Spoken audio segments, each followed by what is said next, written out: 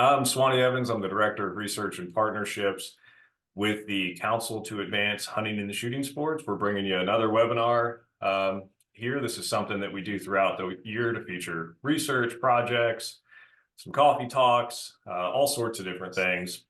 And we're able to do this and bring you these webinars because of support from the Multi-State Conservation Grant Program. So we're very thankful for that. In fact, that same program is the program that supported this research that we're going to be talking about today. And these gentlemen that are joining me today are going to be touching on that. A little housekeeping before we get into this. We are recording this webinar, so it is going to be available in about a week or two. We are going to post this to the community and make that link available if you want to share it with anybody, so keep a lookout for that. We do have the chat turned off today just to keep distractions at a minimum, but we have the Q&A available. So we encourage you throughout this, please drop your questions in there, and we're going to get to all of those questions at the end that we have time to get to. I'll moderate those and let Jim Curcuruto, who's the Executive Director of Outdoor Stewards Conservation Foundation, and Mark Duda, who's the founder and executive director of Responsive Management, answer those for us, since they are the experts on this topic. So with that, we've got a pretty exciting study today. I'm not going to steal any of the information here, but we've got Responsive Management and the Outdoor Stewards Conservation Foundation joining us, and they conducted a study to better understand non-shooting, non-participating firearms owners and non-shooters that are in a household with a firearm. So we're really excited to learn a little bit more about this. And with that, I'm going to turn it over to Jim. Jim, take us away. All right. Thanks, Swanny, and appreciate the opportunity to be here. I am looking to see if I can find how to get my slideshow going here. So yeah, definitely want to appreciate, council and everything that you guys are doing for R3. And as we've talked about in the past, maybe that third R out of the 3 R's that we spend the least amount of time on is reactivation. But what you'll hear here today might move that R up. Huge opportunity to reactivate a lot of folks out there. And that's where Mark Duda comes in, spent a lot of time on this topic and has identified a lot of cool things that are going to help us better communicate with folks to get more of those lapsed participants back out there at the range. So we'll real quick, as Swanny said, this was funded by a multi-state conservation grant. So we want to thank the folks at AFWA and the U.S. Fish and Wildlife Service for funding this. And this was actually part of a broader study where we looked at 3 topics, kind of for the price of one. This whole project here gave us information on American attitudes toward legal regulated fishing, hunting, shooting, and trapping that we presented at the Council's R3 Symposium last May. We talked about, hunting with modern sporting rifles, which we released this past fall, and now kicking off the year. Great time to make that goal and communication of reactivating folks. So all these reports are available for free at outdoorstewards.org. And, getting into those results is going to be Mark Duda of Responsive Management. He's done terrific work. I'm not going to even talk about all the work he's done because everybody knows it, but why we specifically did this one is because we knew there was a huge opportunity. We quantified it with about 9 million people out there that have access to a firearm, that have a high interest in getting reactivated and back to the range. And Mark, why don't you tell us a little bit about how we can learn about these folks? Absolutely. Let me share my screen. Thank you, Jim, and thank you, Swanny. Really appreciate being here. As you guys know, I love presenting research, and I thank the council, thank Outdoor Stewards for allowing us to be involved in this project. So we're going to talk about how to activate and reactivate non-participating firearms owners. And it's kind of a long way of saying this, and I think the picture over on the right says it even better, because what we're going to be talking about are people who own a firearm. They have one in their house. They own one, or they're married to someone who has one, but they haven't used it in 5 years. Wow, that's a lot. That's a lot of people who aren't shooting, and it's a lot of people that are a potential market for us. And I want to acknowledge too the multi-state conservation grant, big long number there, but really appreciate the Fish and Wildlife Service, Association of Fish and Wildlife Service, Association of Fish and Wildlife Agencies, and the Sport Fish and Wildlife Restoration Act in and of itself. So really appreciate that they can do the programs that they do and the projects that they do. So as I was thinking about putting this whole thing together in terms of a presentation, we did the research a few months ago, but I want to sort of talk to you about that. You know, we've got all these people out there that own a gun and they're not using it. And so the question really is, well, why is that important? Why is reactivating these non-participating firearm owners important? And there's really, to me, when I started thinking about it, there's 3 major reasons, and maybe there's more. So this has been sort of my thinking over the past couple of days. The first one I think is the most important, and that is safety. I mean, if we have millions of people out there who have a firearm in their house and they're not using it, and they think they're going to be ready if an emergency or an intruder happens to happen, that's sort of a scary thing. And so really, without training and practice, non-participating firearm owners really may not be ready should that unfortunate need arise. I think that's really important. The second one maybe is a little selfish, but it's broadening the community. We know from past research that the more people shoot, the more people hunt, the more they become involved in that community, in the cultural aspects of that community. But we also are in the business of providing outdoor recreation. And so by broadening that community, by bringing these people who've got that firearm sitting in their bed drawer, you know, right next to their bed in a drawer on the cabinet, bringing them in, increasing participation, really enlarges what I think of what I would call that social fabric of sport shooting, and in everything that entails, the recreational, cultural, and even the political aspects of the sport shooting and ultimately the wildlife conservation community. And the third one, as you all know, is most dear to my heart, is wildlife conservation funding. We've got a lot of people who purchased a firearm, or some of them were given a firearm, but they're not using ammo. They're not spending any money. It was sort of a one-timer, if you will. But that third aspect of why I think this topic is important is the simple funding of wildlife conservation. And that is, the more purchases of firearms and ammo means more money for wildlife and state fish and wildlife agencies to do all the phenomenal work that they've done since 1937 with that money. So before we begin, I want to put this in perspective, because this is something that Jim and I talked about, I mean, probably close to 10 years ago, and we started seeing a lot of these numbers and we started looking at them. And so let me just sort of walk you through some numbers to give this a little bit of perspective, because it's really cool when you start looking at it. Again, a lot of us do wildlife conservation, we do shooting, but let's look at the numbers in terms of what's really out there, because I think they're astounding. We know from a whole bunch of studies, Responsive Management, my studies, but also Gallup and Pew, and the numbers match almost to the T of what's happening in the big picture out there. We know that about 30 to 32% of Americans, of adult Americans, own a firearm. So you know, that's almost astounding. Almost you know, more than 1 out of 4, almost 1 out of 3 people on the street. When you walk around, 1 out of every 3 of those people owns a firearm. That's about 81 million adults. That's a lot of people. Look down here at the second one is households with a firearm. And again, the research is clear on this. It hovers almost exactly like that. It's hovered around that in everything I've done over the past 10 years or so. Gallup and Pew come out, put the same number out. It's about 43% of households have a firearm. So as you're flying in a plane, as you're walking down the street, as you're driving to Starbucks to get a coffee, I mean, look at every single other house, literally almost every other household has a firearm in it. I mean, I think that's an astounding number because it's not just one number. It's not just Pew. It's not Gallup. I mean, everybody who does reputable surveys comes up with that number. And it's about 106 million.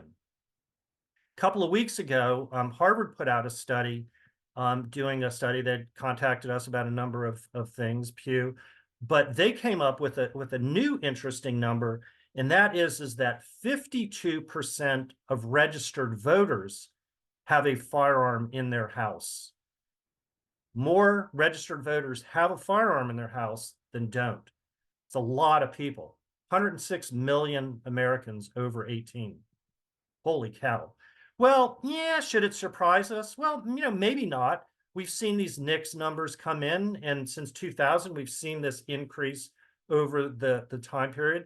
Now, one of the things to remember when you're looking at this is this is a cumulative number. This isn't like hunting participation number where maybe it's the same people. We can get into that, but these are new guns coming into U.S. circulation. So each year you can see these numbers have increased broadly over that time period. The sort of line of best fit shows a pretty amazing increase. Since we've been doing the NSSF study on participation, almost 200 million guns have come and entered into U.S. society, almost 200 million new guns. So these large numbers shouldn't surprise anybody per se. And the studies that we've done over the years, this is one of the longest running shooting studies that we did for National Shooting Sports Foundation. We'll be doing again next year. Again, you see this steady increase.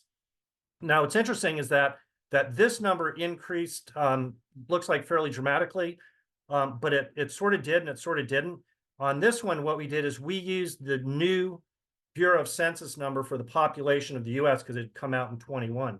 But actually, this number was flat here between 20 and 22, which again mirrored almost exactly. I'm going to go back a graph, which mirrored exactly sort of that decrease here in firearms. Every single presidential year, you'll see a blip up.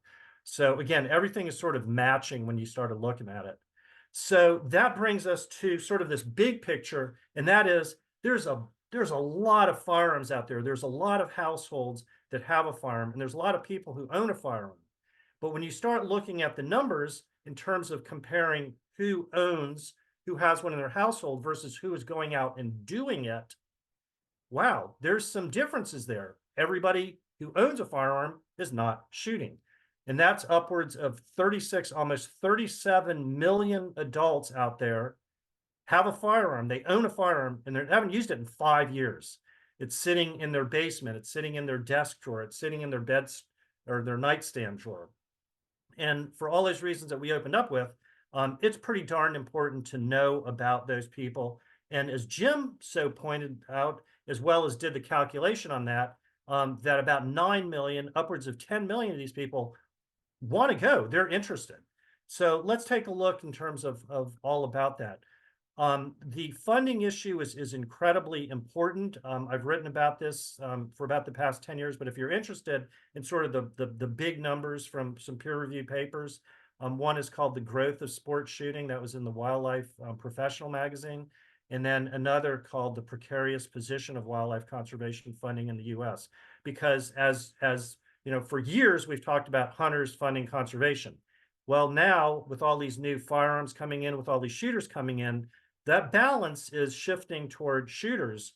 And from a conservation perspective, that's pretty important to understand. Blah, blah, blah, blah. So what did you do, Mark? Well, we did a scientific survey, a scientific probability-based multimodal survey. It's a long way of saying that we feel really comfortable with the results. To get the 500 people that we did talk to, it doesn't sound like a lot. We had to talk to a lot of people because we had to work through that in terms of you know, a U.S. citizen, whether they had a firearm, whether they didn't do it.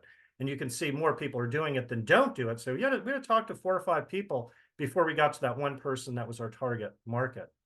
The other thing is, as I said, the criteria was that they had to have not participated in hunting or shooting, but have owned a firearm or lived in a household for 5 years. So it's a fairly long time. A lot of people haven't done it in a year. They took off a year, but these are true people that we need to reactivate, as Jim said. Brand new data. It was conducted less than a year ago. Also, when Jim was with NSSF, we were able to do this study in 2017. And so we have trend data on that too. That's pretty darn cool. So let's talk about those top line survey findings. And the first thing is who are these people? What do they look like? Well, in a lot of ways, I can tell you that they look a lot like America. A little bit more female than male. Makes sense. I have firearms in my house. My wife doesn't shoot as much. In terms of owning, we see the same thing. We just did a major study with Pheasants Forever and Dr. Christine Thomas of Becoming an Outdoors Woman, where we're looking at women participants. And we know women are coming into the sport, but they're dropping out just as fast. So it doesn't really surprise us that there's more female non-shooters. And when I say that, they're lapsed shooters. How about their level of education? Well, it's a pretty sophisticated group that we're going to be dealing with. 50% of these folks have either a bachelor's degree or higher. Wow. How about their employment status? And I've got a couple of arrows here. 28% are retired, so it's an older group of people. But also on the opposite end is full-time students. Man, not so much. So again, we're dealing with sort of a little bit older crowd there. And we saw that in the age as well. Although there's a lot of younger people too. There's a lot of markets.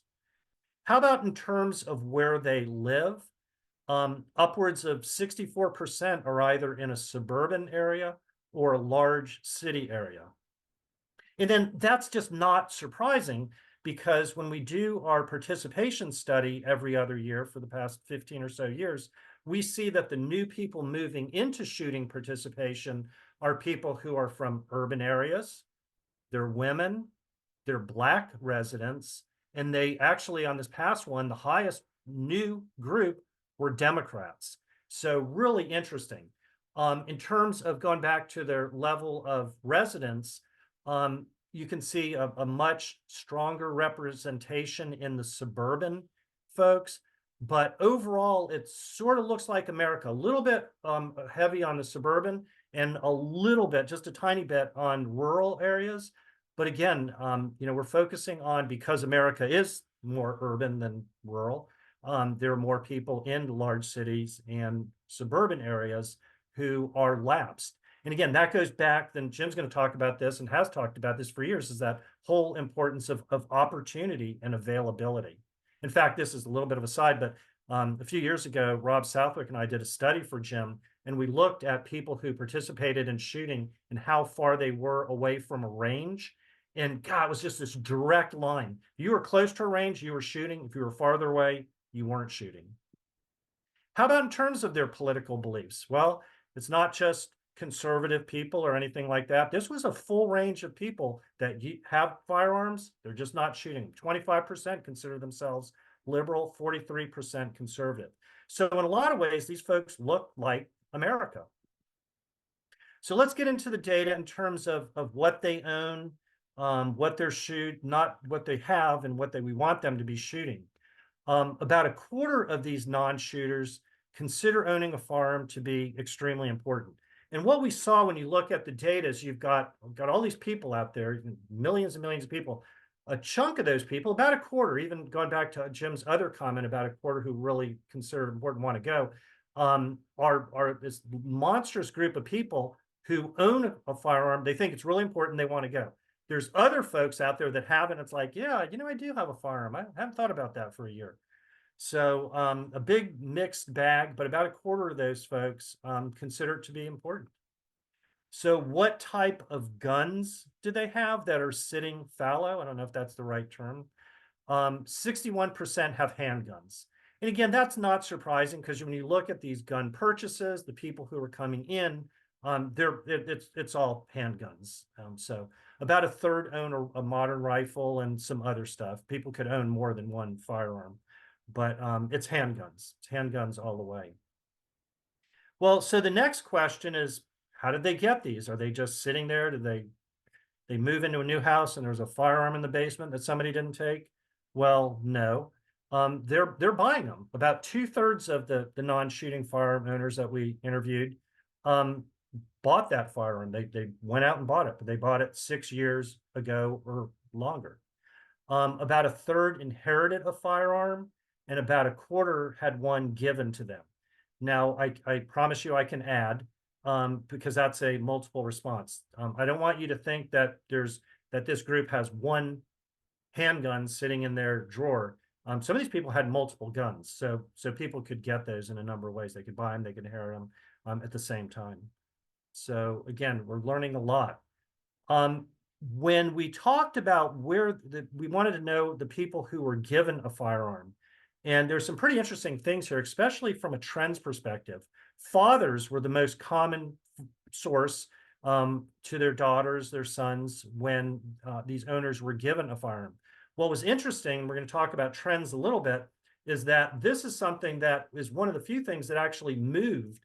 A lot of the results were very similar, but the presence of the father giving somebody, a son or daughter, or even a wife, a firearm actually decreased over the years, and friends and others, acquaintances and such, actually increased in terms of where these people got their firearms from. Not sure what to make of that yet, but that was one of the few things that was really a major change. Jim's going to talk about another one that's a lot more important than that one, but it was interesting. So, are they interested in going? And this is where Jim said we've got about 9 million people out there that we can reactivate. And he is absolutely correct.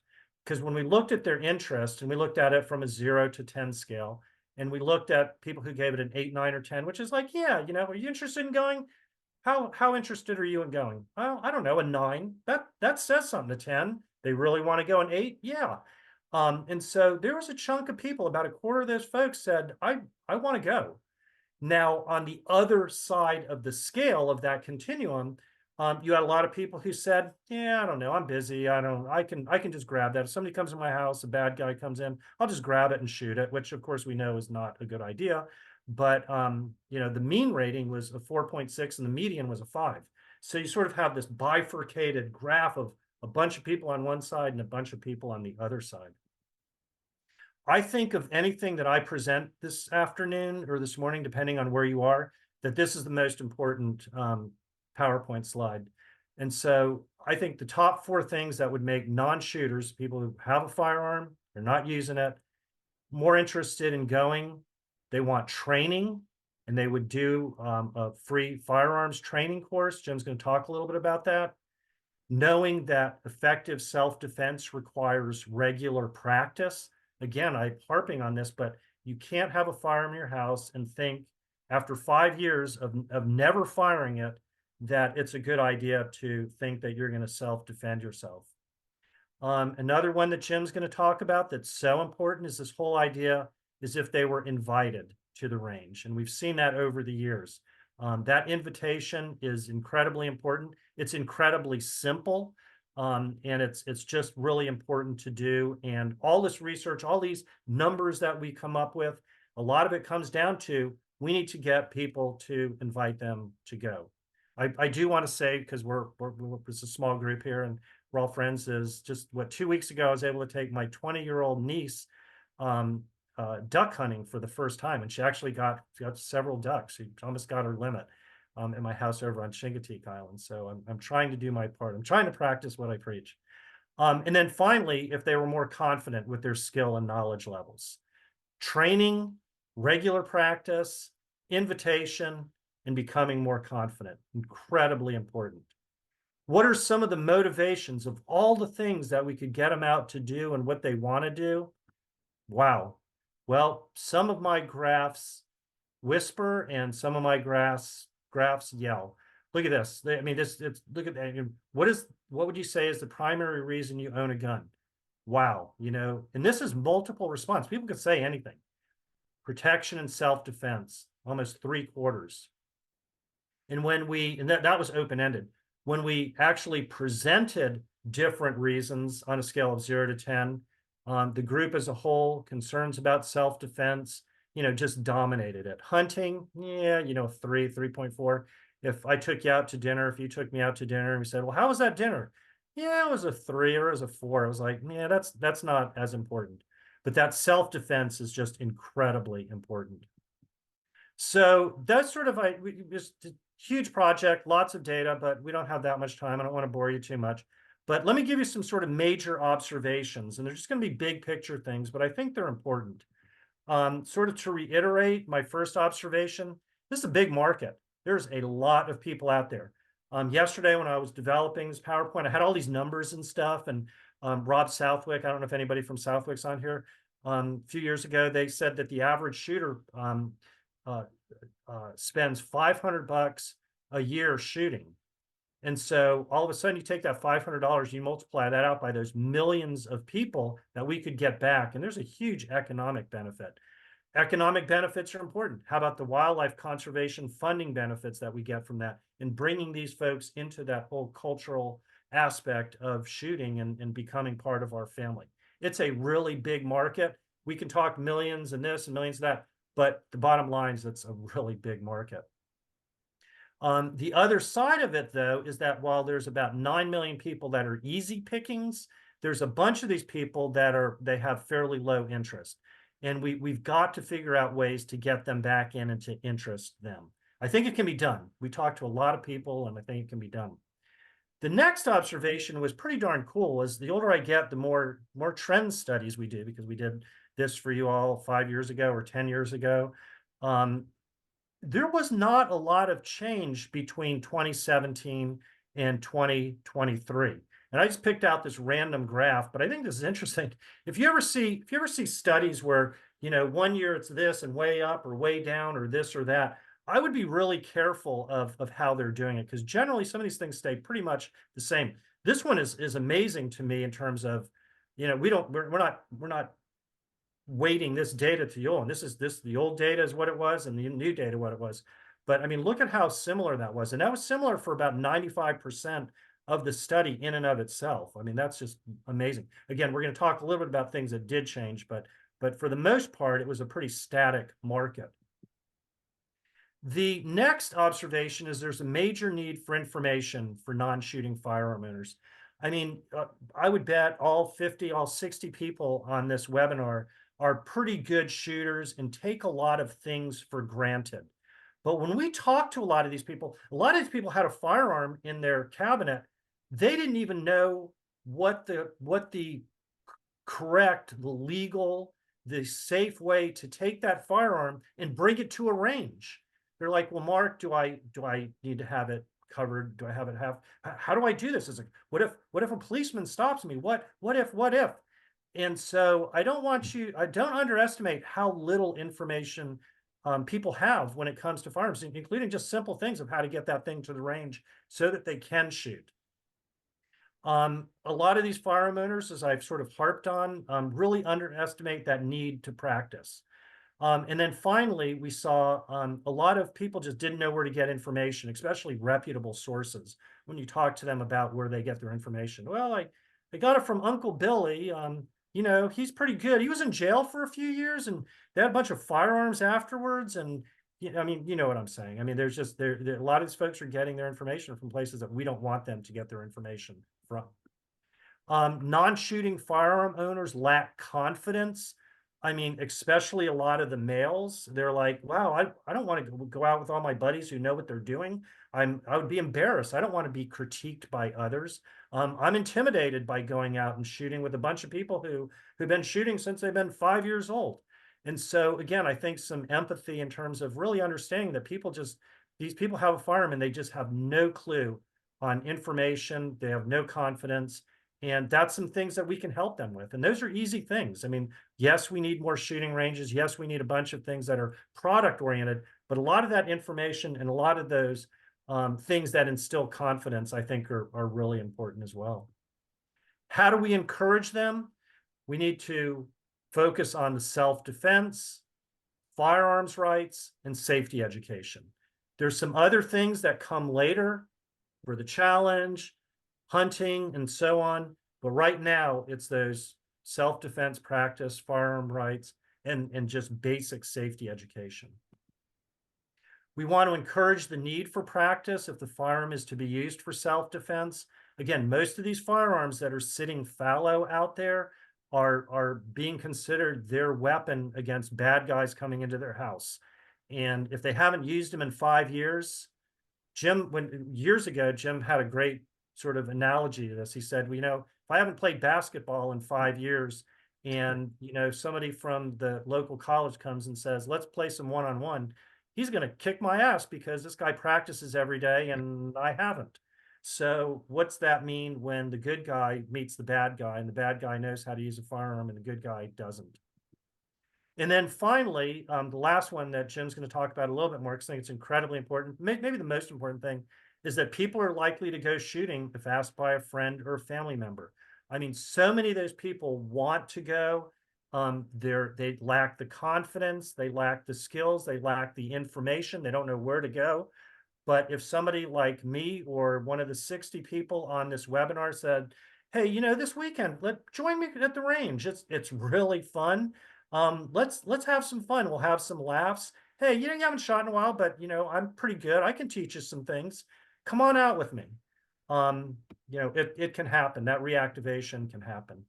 So thank you. I'm gonna get off of my screen here and turn that back over to Jim. But thank you for listening. All right, well, you're finding the stop share button. I'm going to ask you a question, Mark, so you can do two things at once. But when you took your niece out on her first duck hunt and, she got her first duck and that duck was retrieved, did she turn around and frown or did she turn around and smile? Oh, high fives all over the place.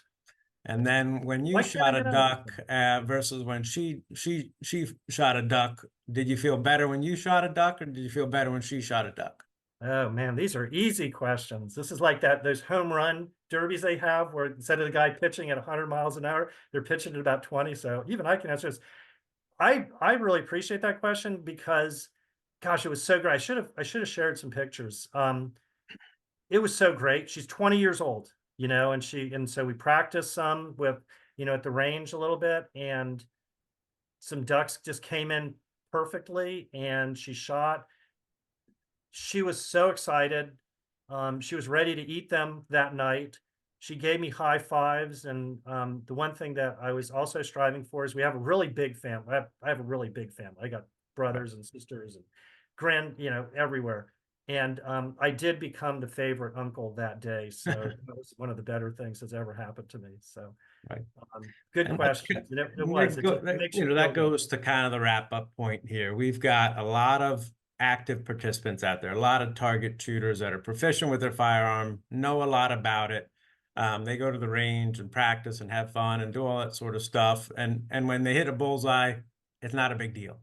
But when they take somebody new, whether that's, a friend or family member or churchgoer or neighbor, or whatever the case may be, and that person hits a bullseye and turns around and smiles, it's not a better feeling, So that's what now our job as, if you're a state wildlife agency, if you're a manufacturer, a retailer, a media organization, convey that message to your customers, right?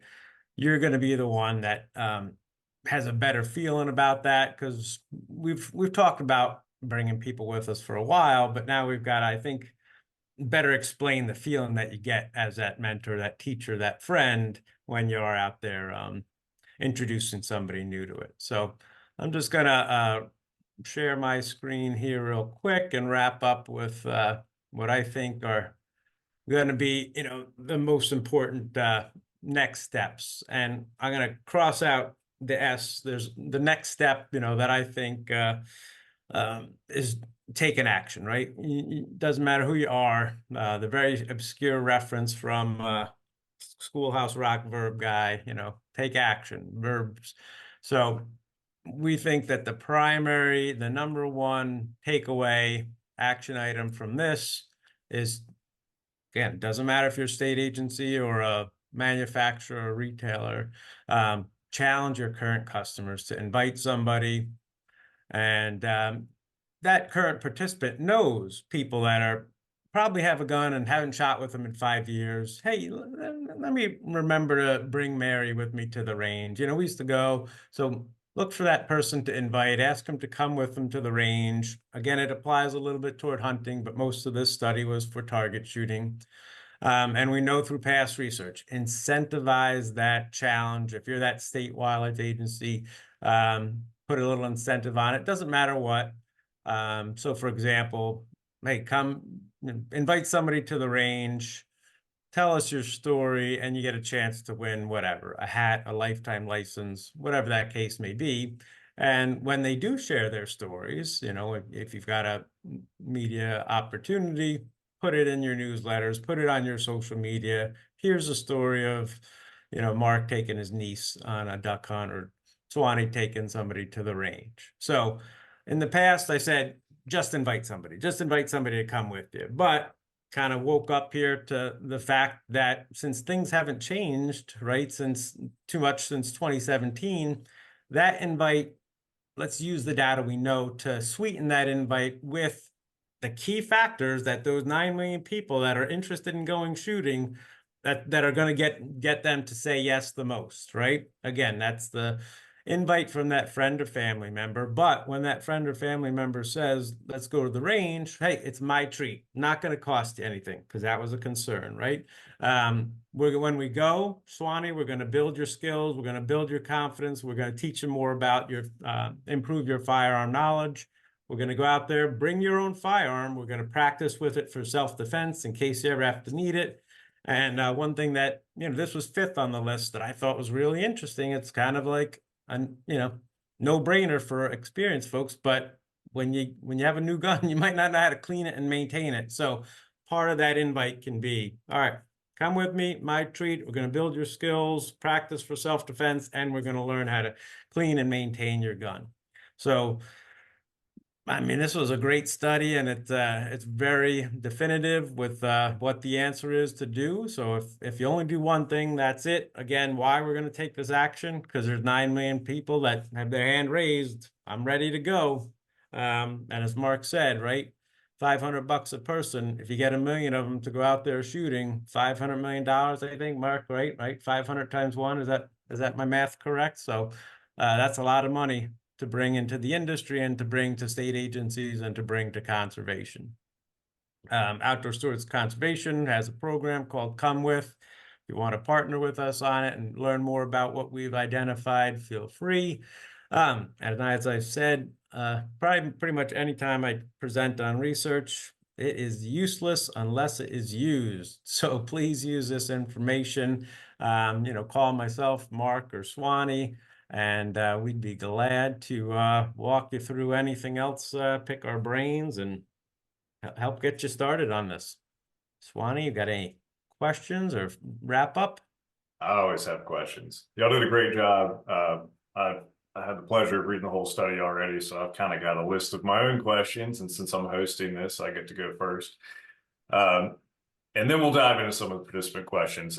Just as a reminder, type your questions into the Q&A box there. They will come through to me, and then we'll kind of manage them from there. But Jim, you mentioned this in your closing, and looking at our participant list, you know, we've got about 60 people on this webinar. Of course, we're going to share it after the recording comes out in a couple of weeks. And we've got a lot of state agency folks. We've got quite a few NGO people as well. And then I even saw a couple that are representative of industry. You mentioned how, regardless of what industry you're working in or what organization type you're in, you know, you can use these data. Can you point to maybe some specific examples or an example for each, for an agency individual, somebody that a nonprofit, and then also somebody that's maybe in an industry retailer space, of how they might be able to take this report and take action on it? Sure. Yeah. For the state wildlife agencies, I know most people on this one are from state wildlife agencies, right? So big talk about target shooting. It's been, something that we've been talking about for the past couple of years. A lot of states are now building and improving shooting ranges. I believe, a lot of states down south of Georgia and Alabama are offering free firearm training sessions. So again, with this knowledge now, you've got that internal database of 500,000 customers or whatnot. Develop an email, send it out there saying, hey, we're challenging you to, if you're an experienced target shooter, bring somebody new with you. If you have the opportunity to do so and you want to tell us your story, you'll have a chance to win whatever. And maybe you partner with, a retailer, I know Academy does a lot of things, or a manufacturer, and you put a neat little project out there. And again, when you get those stories in, this is what I've heard from or your constituents, you put them on your social media, you spread the word, and keep that challenge going. If you're a manufacturer, same type of thing. Maybe, there's ways that you can cross promote with agencies, where you're located.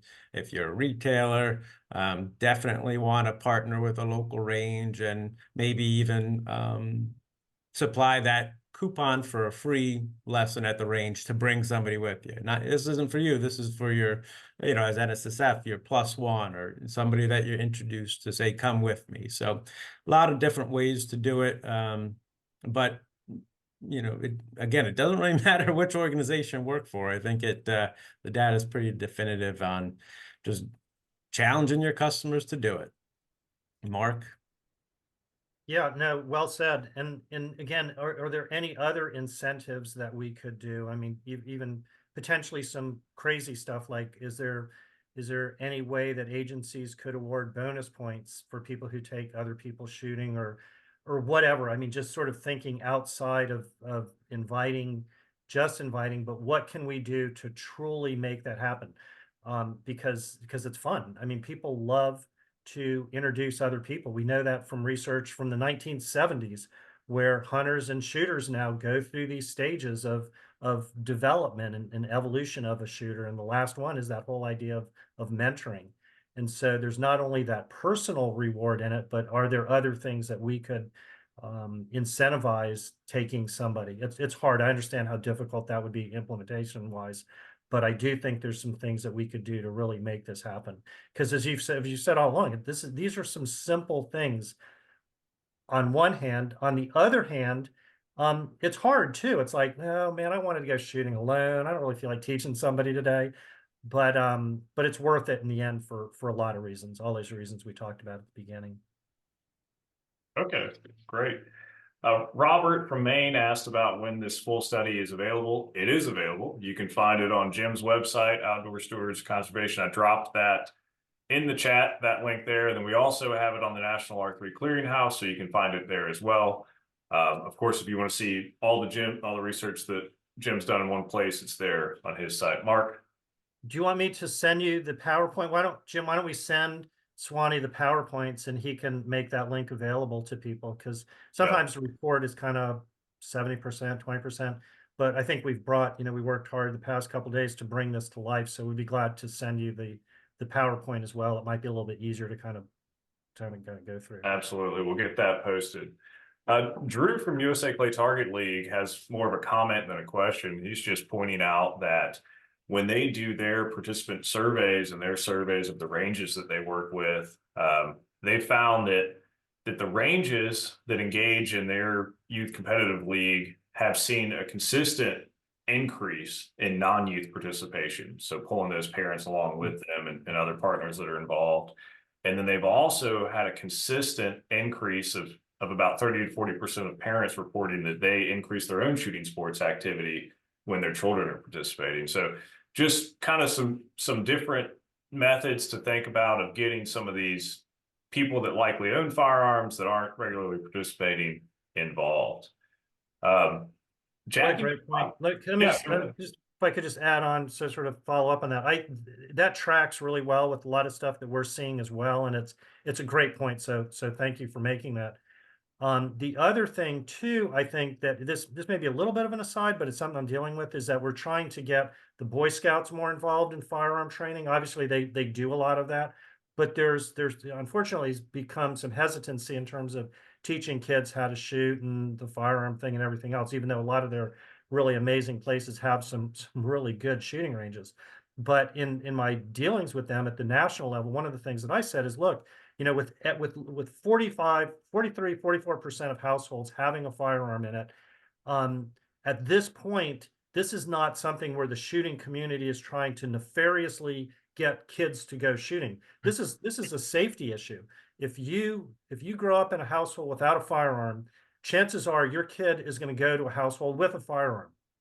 Do you want that child to have had safety courses and understand the importance of firearm safety when they go over to other people's houses, or do you not want to?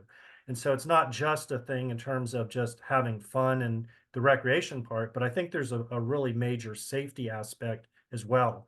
And that argument really helped, I don't want to say convince them at this point, but it really helped turn on some light bulbs to say, okay, you know, this firearm education stuff is pretty darn important in exposing kids to the safety aspect of it as well. So I love that comment about the research that they were doing there. Absolutely. Jackie McBride has an interesting question here.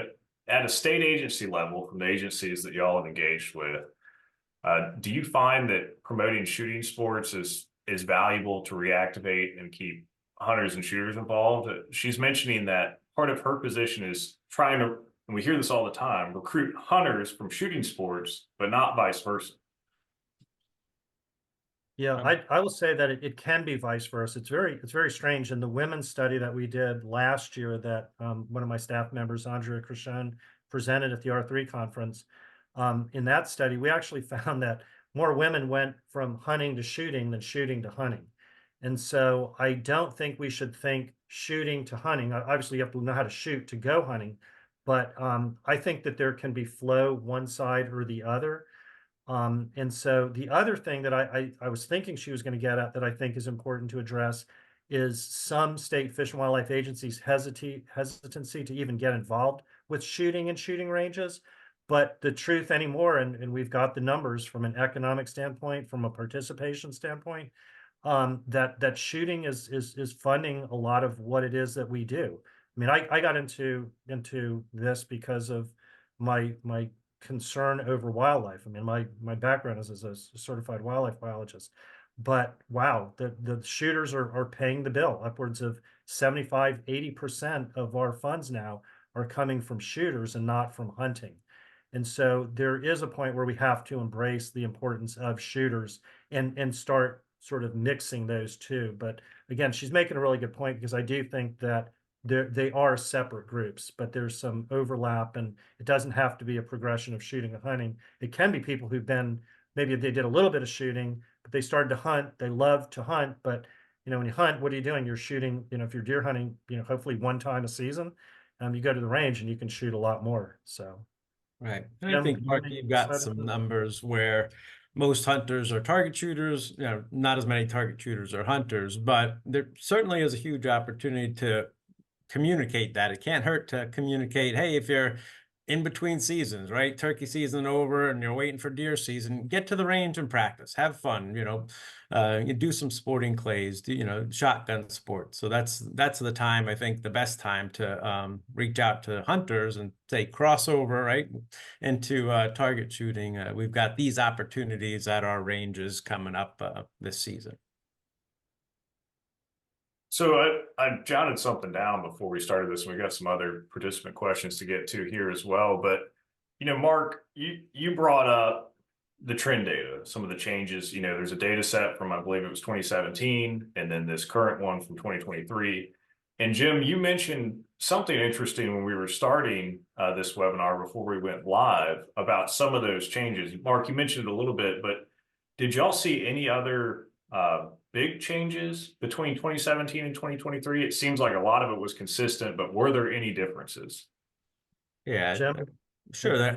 I think we looked at 20 different data points, right? And probably 17 of them didn't have much of a significant difference. But the one that caught my eye in 2017, it went about it was something that, 40% of the people said, yeah, that would get me to the range more often. Now it's in 23, it's 48%. So it was the biggest jump out of those 20 different criteria that we looked at.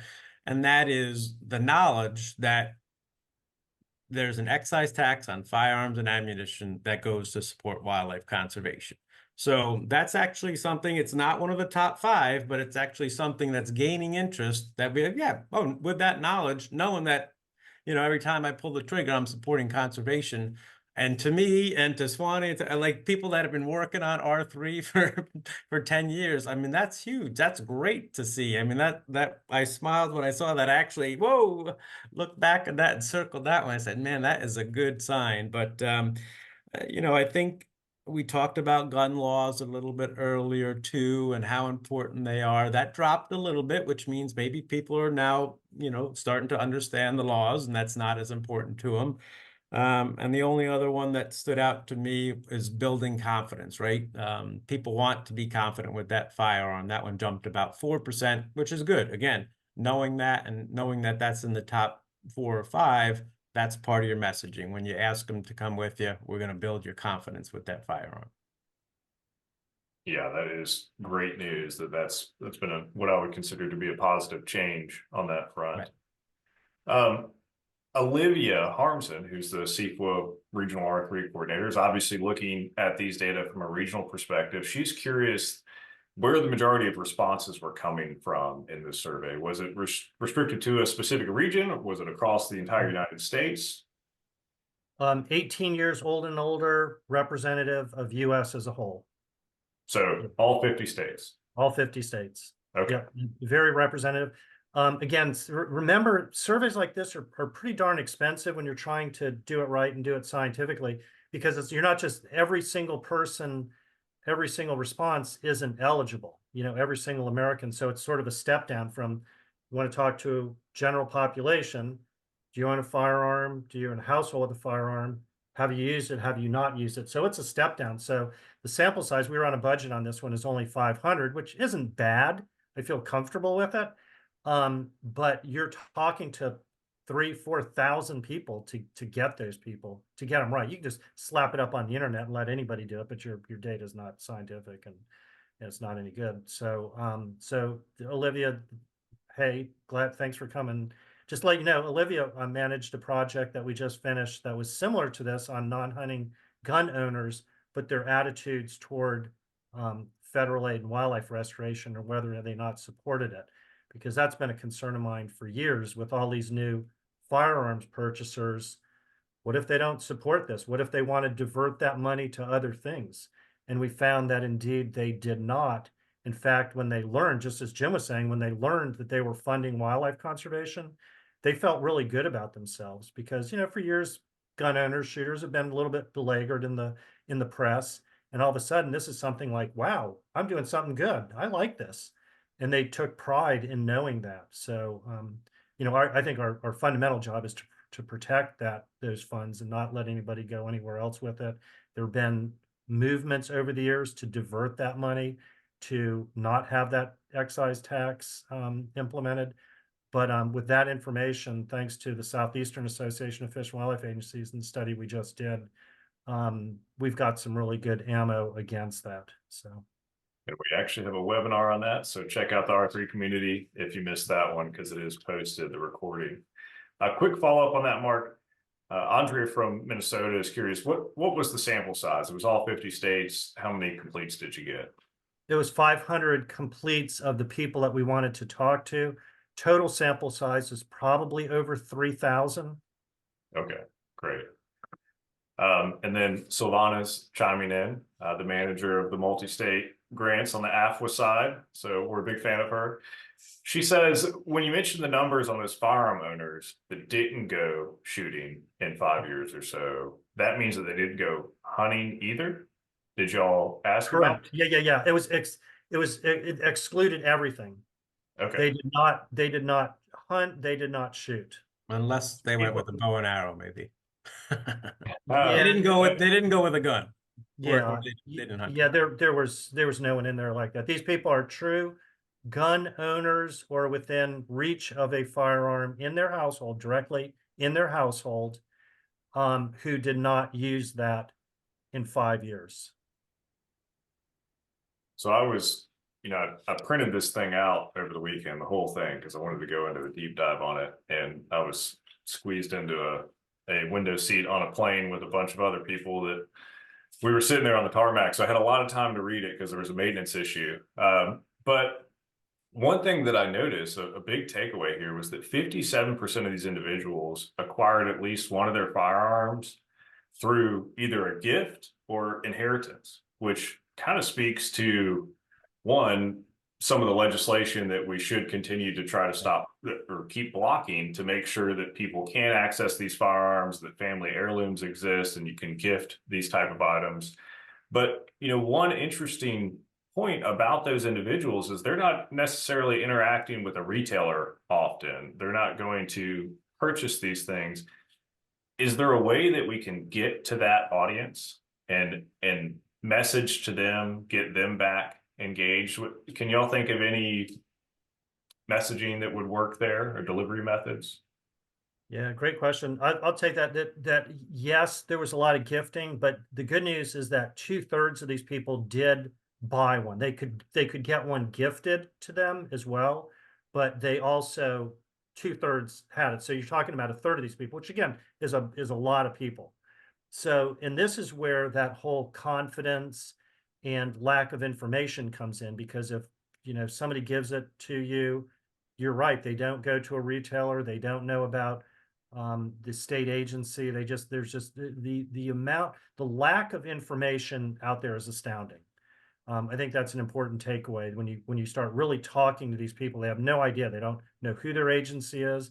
They've never heard of National Shooting Sports Foundation or anybody. They just don't know anything, and so they're nervous about it. They've got this firearm. They don't know what to do. So that's the easy part. In terms of what we actually can do, I think that understanding that there's a lot of these people out there, and the amount of people out there is important. And the next thing is just ramp up our information in terms of places where they go. We now know who they are. They're more likely to be younger women. They're more likely to live in urban areas. And so we do know things about them that we can then target to what they do and where they are. And we can be successful at that. I mean, you all have heard me talk about all the 2 wildlife councils, Michigan Wildlife Council, Colorado Wildlife Council, that are making a difference in terms of educating people, in this case, about hunting. But they do that by micro targeting with really limited funds. So I do think we can get at those individuals with our message and our safety message, more so than Uncle Billy, who. Right. Yeah, probably not research proven, but just kind of anecdotally or common sense, right? If Swanny, you ask somebody to come with them that used to shoot, hasn't been shooting in 5 years, and with how persuasive you can be, right? You get that person interested in doing it, and now they're going on their own, and the other people in their household, maybe that they're going to start to bring them too, and those are those people that we can't reach directly, but once we reach the one interested person in the household, they'll get the other folks in that household interested as well. So, All right. So we're at the top of the hour, so we're going to go ahead and shut this down. But, as it relates to that last question, it does seem relatively clear from the data, correct me if I'm wrong, that firearms owners themselves that are not currently shooting are a much more likely target audience than just those with a firearm in the household when you start to look at motivation and interest. Not to say you can't recruit the others or reactivate the others, but it does seem like a dividing point there. So it's a great point, and know that data is divided up in the report. When people really start studying to use it as a marketing tool, we did every single question is broken down between those 2 groups, those in the household that have a firearm and the owners themselves, the difference between the 30% of Americans that own a firearm versus the 42% that have one in the household. One last question, just because I want to be able to say we got to all of them. Matt asked a question about, do we have any data similar to this with archery, recreational target archery competition? I've not seen it. I would think the premise, the answer is gonna probably work out to be about the same. I don't know the number of people that have bow and arrow that haven't used it, but I think we know the answer. But Mark, maybe you know a little bit more about if we have any info on that. We have some older information. When Jay McAninch was the president of Archery Trade, we did a lot of work for him. And so if I can certainly get that, and I could go back and look, but it's been several years. So. Okay, well, maybe Mark will follow up with an email to me if he uncovers that, and I can share it with the community on this event. We are going to post this recording in a couple of weeks. That'll be available. We're going to get the PowerPoints for you as well. If you want to dive in and read the whole report, which I do recommend always, you can check that out at outdoorstewards.org or at the National R3 Community, which can be accessed through CAHSS.org, CAHSS.org. A big thank you to everybody that joined us today, took time out of their day. Please share this once we have the recording up with anybody you think might be interested. And of course, thank you to Mark and Jim for doing a wonderful presentation and the research itself. So with that, we're going to close it out. Bye, everybody.